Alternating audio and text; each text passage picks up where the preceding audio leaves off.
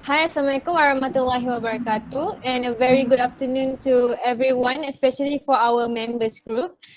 First of all, I would like to introduce myself. My name is Nurul Izzah and we have Josphine, Hasyimah, Athilah, and also Nurul here. So, for our job safety analysis, so the first one is we would like to share our company name, which is Eurofin Sdn Bhd, and our project and activity is laboratory work. And also for the job title, we decided to do a food and fit testing, and the date for our preparation is on 17th November 2021.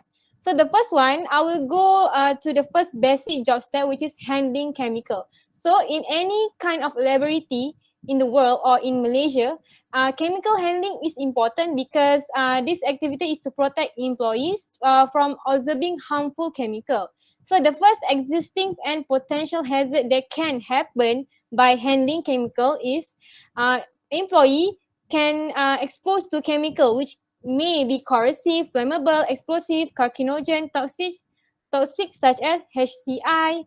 HCIs mean hydrochloric acid, acetone, ethanol, picric acid, and the others. So the control measure for handling chemicals is the first one.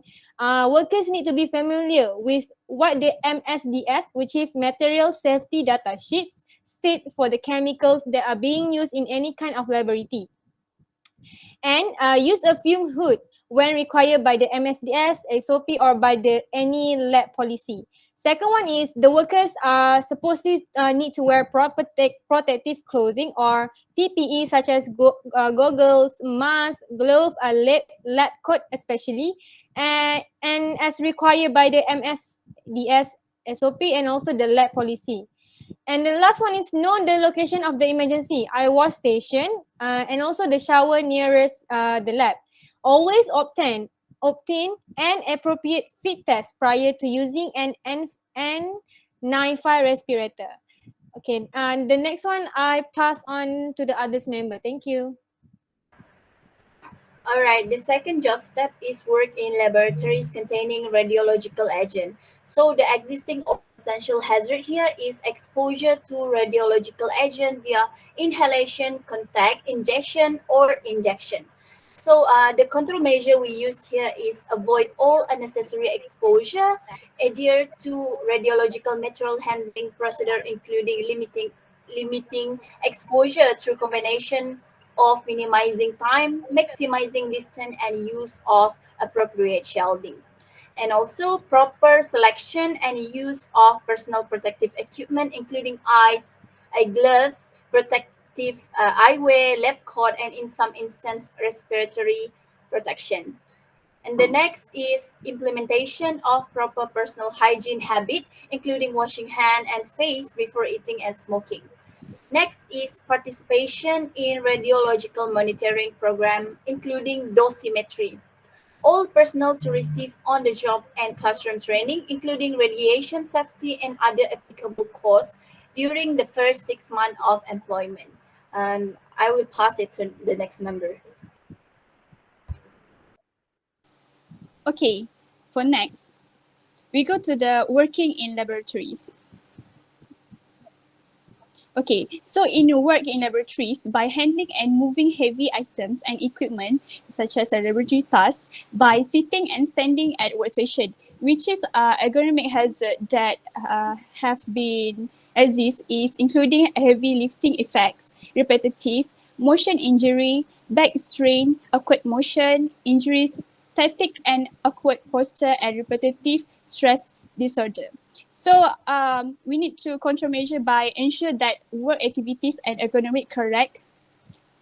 Training and enforcement are under the direction of the laboratory in charge, and the best practice the proper lifting techniques such as leg, big pin, and all that. Avoid contact pressure, sharp edge, and use body system and use lifting with use body lifting aids such as cart, say assistant with any loads that cannot be safely raised by one person.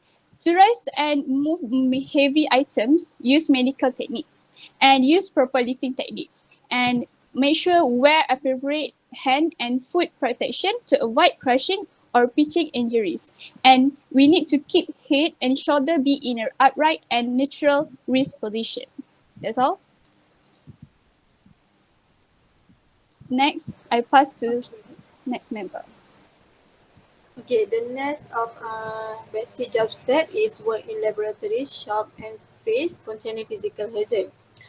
The existing and potential hazard is injury from physical hazard, including high voltage laser and ultraviolet light, compressed gas and liquid, cryogenic material, and specialized equipment, as well as falling objects. The control measure that we can do is avoid necessary exposure, proper selection, and use of personal protective equipment, PPE, including glove, protective eyewear, and specialized equipment. Employees are not to enter restricted areas unless accompanied by a properly trained individual familiar with the hazard of the area. Employees are not to operate specialized equipment without proper training and documentation.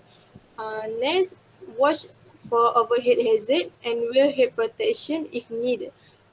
Personnel auditing or routine interior areas where lasers are used will receive laser safety training within 6 months of employment. Next, I will pass to Siti Hasyimah. Thank you.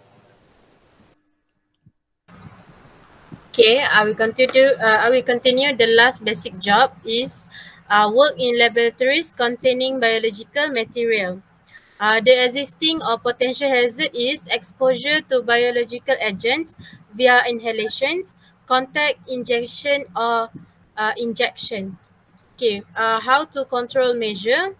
Firstly, avoid unnecessary exposure, proper selection and use of personal protective equipment, including glove, protective eyewear, lab coats, and in some instances, respiratory protection. Proper adherence to bloodborne pathogen handling protocols. Implementation of proper personal hygiene habits, including washing hands and face before eating and smoking. Voluntary participation in hepatitis B vaccination program. Proper adherence to biological waste handling procedure. All personnel to attend EHS bloodborne pathogen program training during the first 6 months of employment. No eating, drinking, chewing gum, smoking, applying cosmetics, and others within the laboratory. Implementation of proper hygiene habits before leaving the lab, including removal of lab coats and gloves and washing hands. Um, Proper adherence to medical waste handling procedure and procedures specified in the lab biological use authorization, or as known as BUA. And lastly, all personnel to receive on-the-job and classroom training, including biological and medical waste management and safe use of biological safety cabinet. Thank you. So that's all from our group. Thank you everyone for gathering here. Assalamualaikum warahmatullahi wabarakatuh.